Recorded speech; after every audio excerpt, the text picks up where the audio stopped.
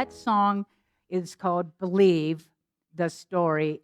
It is by Fearless Soul.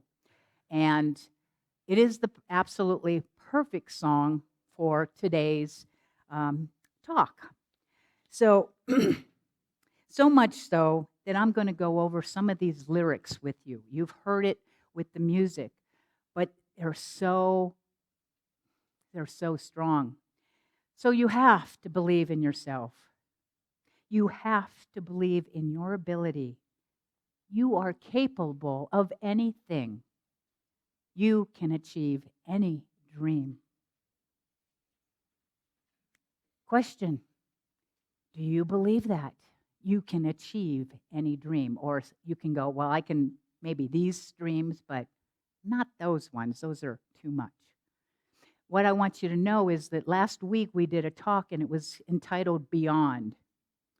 Beyond who you think you are and beyond what you think you can have and be and do.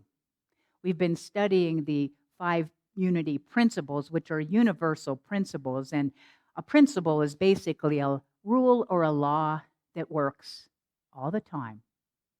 It never just works for some people and not others. It works for everybody all the time.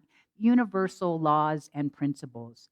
These are 5 that are universal, and unity stands on these. And I like to do this at the beginning of the year because we need a foundation as we want to create, and we are in the process of creating this new year, 2024.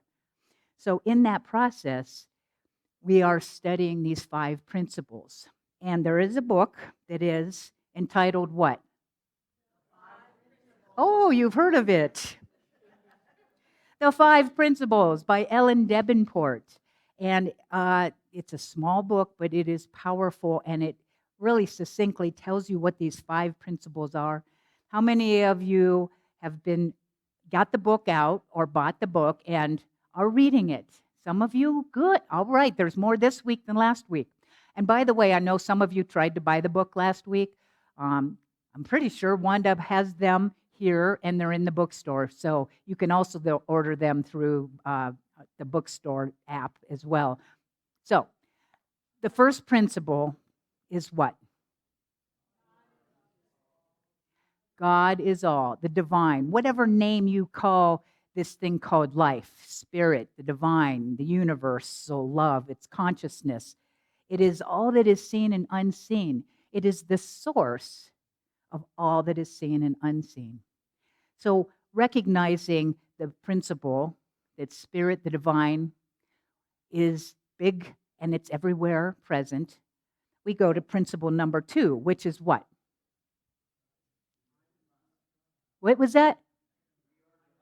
We are divine. Oh, very good. The first one I heard more, God is all that is, the divine, spirit, whatever that is. Because it's everything and everywhere, we are the divine in expression. And to own that, to say, I'm the divine, seems outrageous. But the realization is that you're the divine, and I'm not any better than anyone.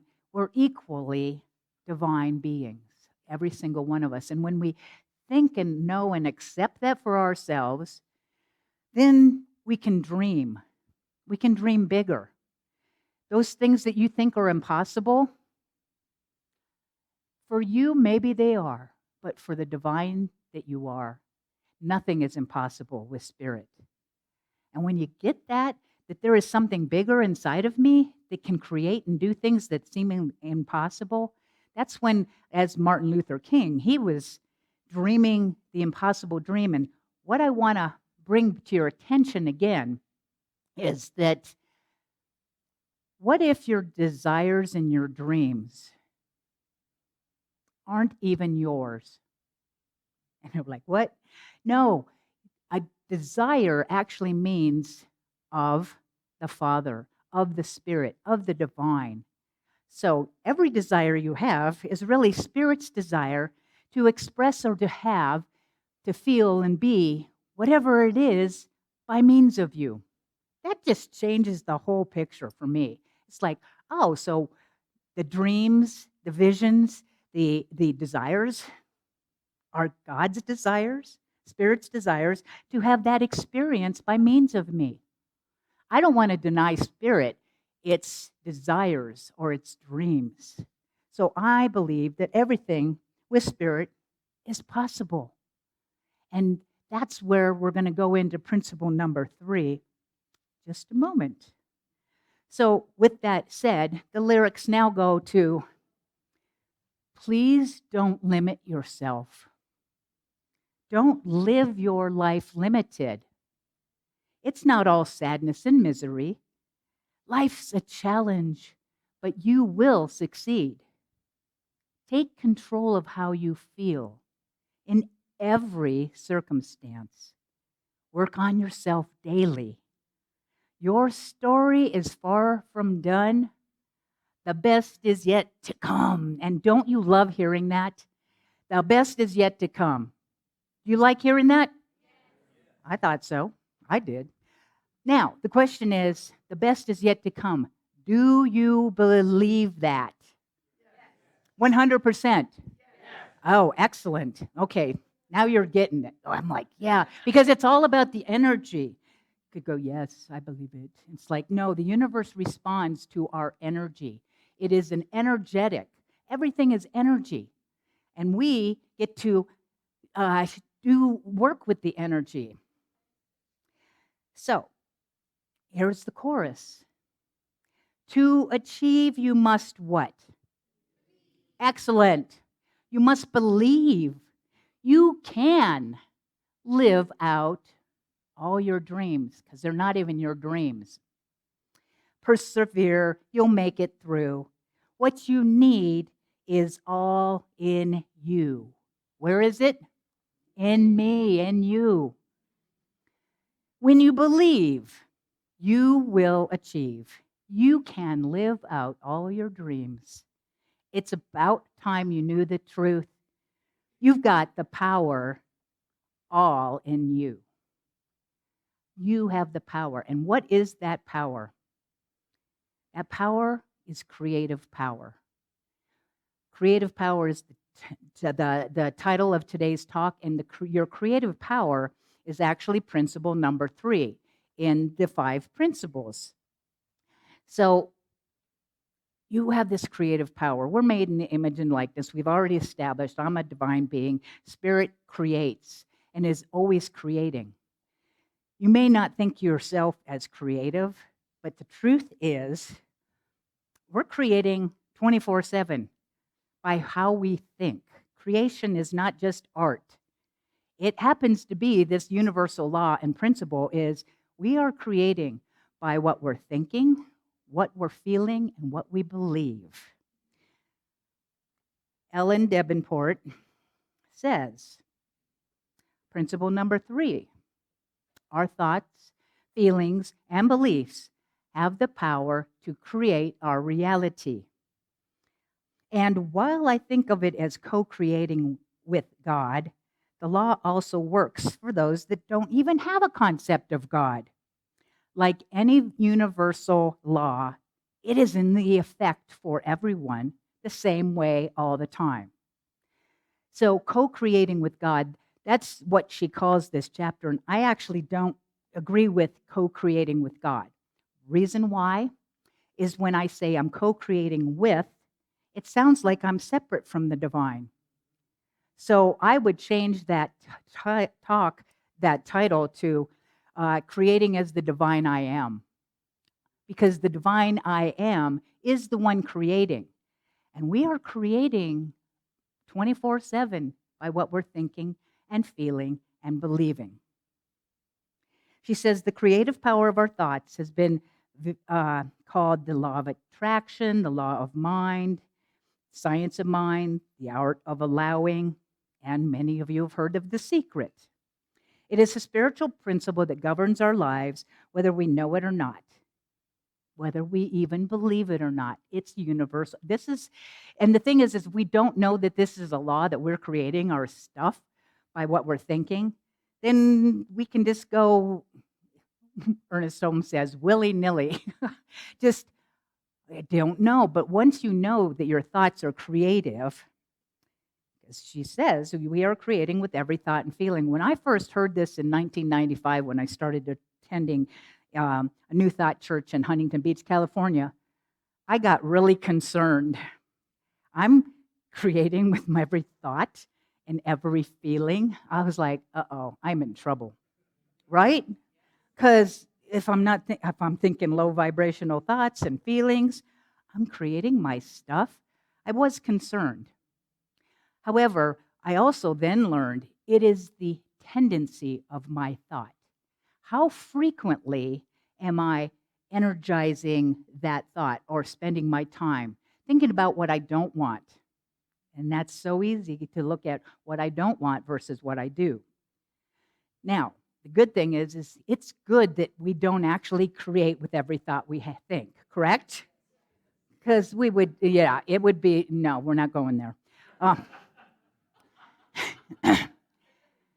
Now, Jesus, the great teacher and way shower, the metaphysician, said he did not say, "It is done unto you as you think." He didn't say as you think. He said what? It is done unto you as you believe. Name of the song. It's done to us as we believe. Question. What is a belief? I'll give you the definition that I have. A belief is a thought I hold to be true. It's a thought I hold to be true. And the thought might not even be true. Okay?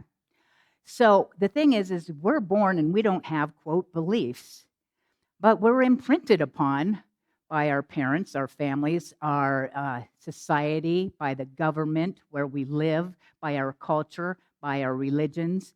We don't choose our beliefs. And we don't even know to question the beliefs. I mean, this is what these people are telling me as a child. And we start having ideas, and we solidify some of our deepest beliefs as children. And it might not even be spoken. It's just by watching the activities. And you start to have a belief. Now, the thing about beliefs is you can have beliefs, but they also have you. They will lock you in, whatever your beliefs are. So maybe, what do you think? It might be important to look at our beliefs, to explore what those are, and to question them. What a thought. Now, that might take some work, but watch out when you can discover things. So what if you question your beliefs? What do I believe about relationships? What do I believe about men? What do I believe about women? What do I believe about money? What do I believe about aging? What do I believe about health? My health. What do I believe about other people? Collectively or individually? What do I believe about myself? What do you believe? And here's the thing about beliefs. There's two sets of them. There's the conscious belief. Well, this is what I believe. However, we have subconscious beliefs. And when I did one exercise called money, I was like, money, and I wrote with my right hand. Then my non-dominant hand, I chicken scratched because it's accessing the other side of my brain. And I wrote, money causes misery. I was like, where did that come from? But it was a little girl who saw my dad was all about making money because that for him was his expression of love. I learned that later. But he was always at work and he was an entrepreneur.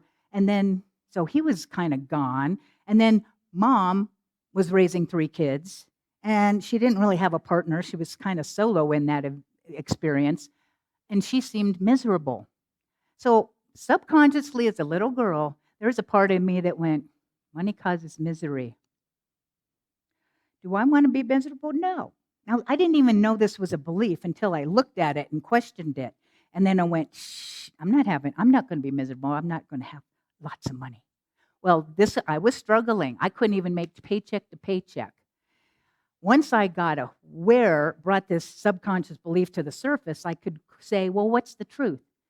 Money is it doesn't have any energy. It's just equal. There's only money has whatever I attach to it as a belief, right? There is no, it's just an exchange. And I thought, well, if I have a low vibrational thought that money causes misery, but it's really no energy, what if I attached a belief and a higher vibration? What's the highest vibration?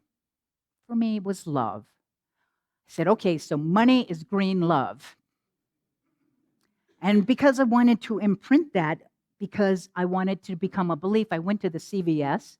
I found a stamp pad, red, with a little heart stamp, started stamping all my checks. My check register had hearts. And if you ever have a dollar bill with a red heart on it, I have no idea where it came from. Now, I did this exercise to shift my belief about something that I didn't even know was the thing keeping me down. And by doing that, it shifted my experience with money. I now had money. It was never a struggle as it had been before. Isn't that? You're very good. For those that are new here, there's this interesting, which is the neutral observer. So, questioning our beliefs.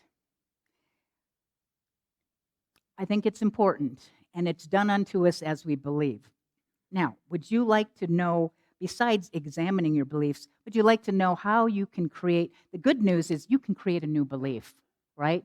You can have these beliefs, but you have the ability to create a new belief.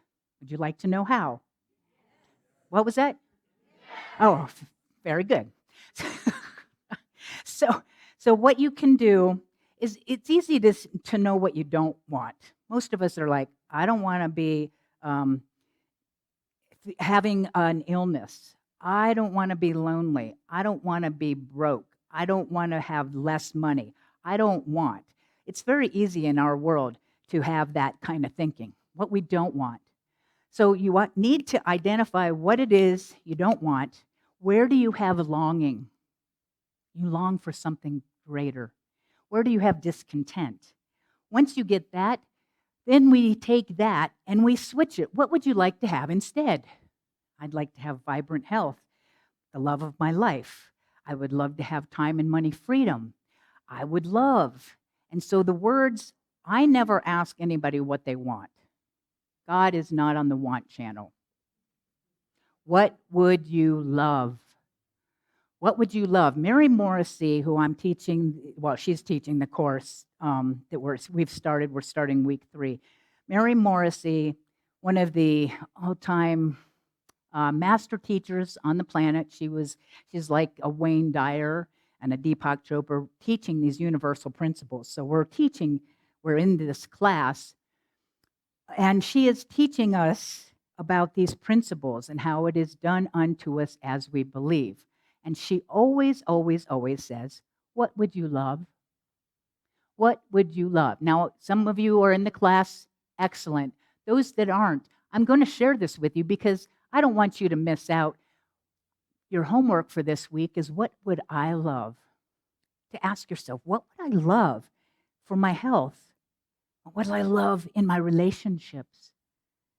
And dream big. Don't limit. Remember, we're talking God's self here. What would you love for time freedom, money freedom? How about your vocation or purpose in life? What would you love? What does Spirit would love to experience by means of you? So once you identify what it is you would love, we go to the next ingredient, and that is imagination. Imagination.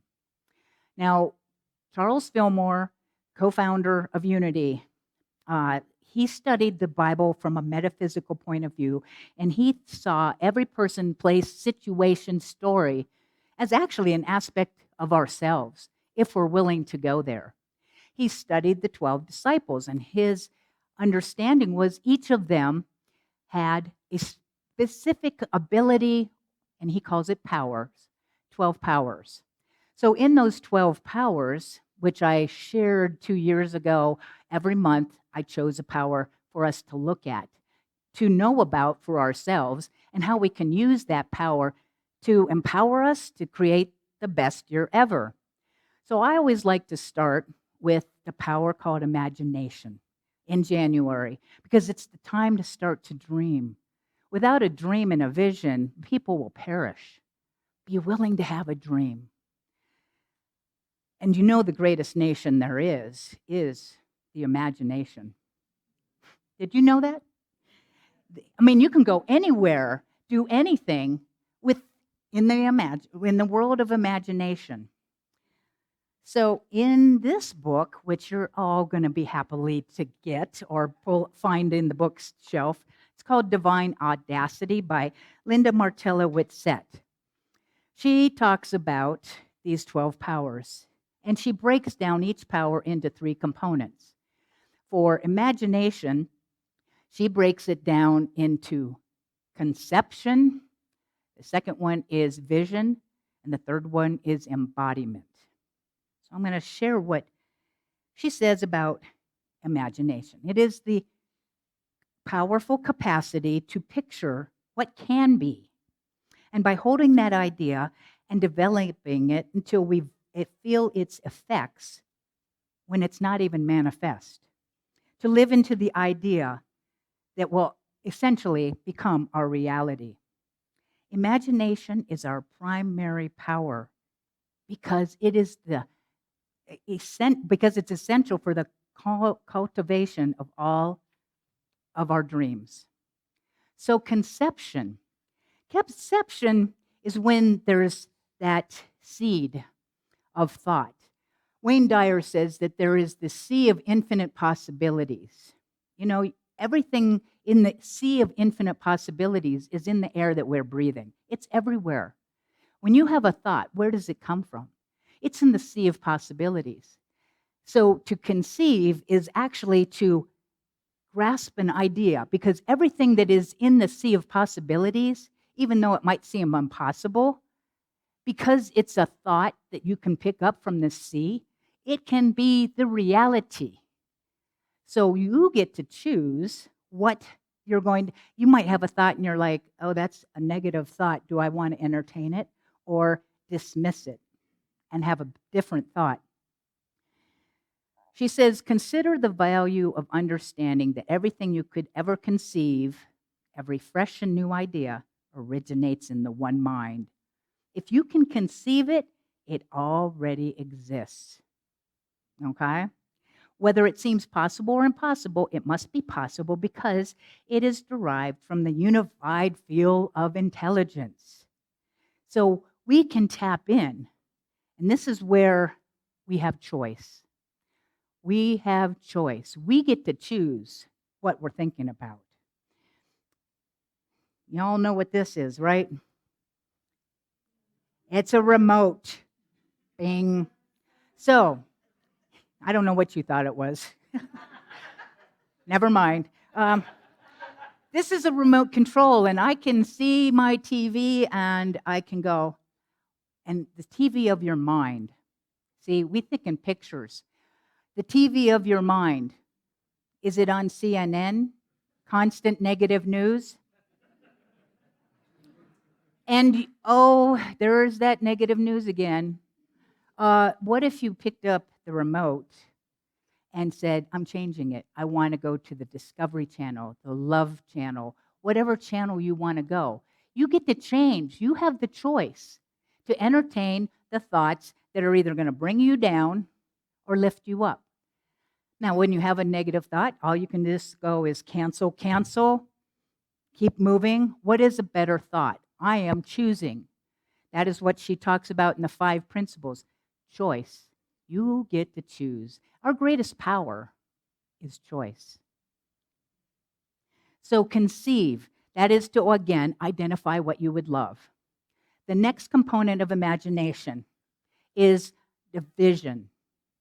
To visualize it, to see it as if it was already so.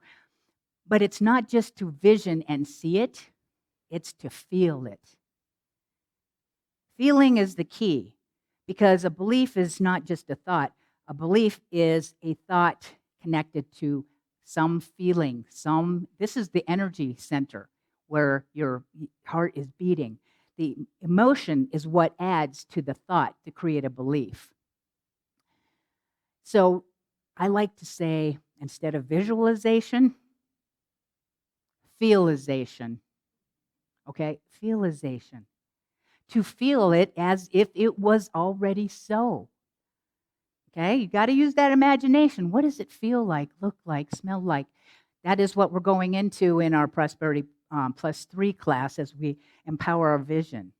Now, I'm going to share with you, Mary Morrissey is very adamant. She's like, while she was going to be passing away, and she has a great story. She had the kidney disease. And so one of them was removed. And yet the person that talked to her right before the surgery assisted her in having a new thought and encouraged her to think about, what would you love? And she's thinking, well, my little boy, I would like to see myself walking and holding his hand as we went to kindergarten. Because she only had 6 months to live. I would love to sit at this graduation and feel the pride of watching my son graduate. I would love to be at the wedding where he's marrying the love of his life. She gets into it. So, because I'm in the class, I'm getting into it. What I would love is romance, okay? So I'm having a new partner, new love in my life. So now I'm doing this thing called imagining myself and my new love, my girlfriend, holding hands.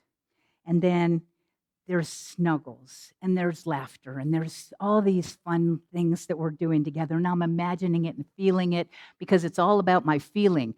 The frequency of what I'm feeling is going to draw to me. The law of attraction is actually the law of vibration. Everything is in a vibrational frequency. So if I'm vibrating in love and romance and feeling that joy, then it's going to be the magnet that's going to pull it in. It's the feeling that's going to reflect it. However, what I experienced was doing this reminded me of my wife who passed a little over a year ago, because my memories of that cuddling and the laughing and everything else. So now I was in sort of a dilemma, and this was just last week. So I'm vibrating in the energy of what I'm having. And now I'm also in the grieving vibration. I thought, how am I going to do this when, if I'm grieving, that's a lower vibration and missing, and this. And then, spirit, and I thought, those, maybe they can be integrated, right? So Brendan gave me permission to share this. He had an car accident last year and experienced a concussion. And last Sunday, he said these words to me, that he thought that the concussion and the accident were actually for him. I was so impressed, because that is a teaching that not many of us get, that the concussion was for him, right? To look at something that is a negative experience and go, that was for me. Well, then Spirit planted in my thought frame a thought from this place of infinite, said, what if Divine's passing was for you? And I was like, what? But I got to contemplate this. It was chewing on me all week. Really. I was chewing on it. It was chewing on me to go, Divine's passing was for me. What does that mean? How does that shift? Does it shift things? I was kind of like, what? But what if the things that have been negative for you have been for you? Contemplate, chew on that as the possibility. What if it was for me? Now, the thing about this relationship of having grief and having this, Mary Morrissey also talks about our 6 mental faculties. We all have 5 senses, but nobody taught us about our 6 mental faculties, which are will, perception, reason, intuition, imagination, and memory. We have these capacities, and we don't even know it. And we can use these. And that's actually in our teaching today for those that are in the class. So the memories that I have with Divine are actually going to be useful in creating that vision, it's not pulling me away, it's pushing me up to knowing that that feeling and the memory is actually assisting me. Who knew? 1 week ago, I was standing here, I wouldn't have been able to say what I just shared with you. So we have this capacity to feel what we would love. That is your homework for this week. See, if you can dream it and feel it, you can have it. You know, we can create a world of our dreams, but we have to do the work. And it's fun if we let ourselves. So here's to your dreams, my dreams, our dreams, and to feeling and using the imagination and believing it can be so. And so it is.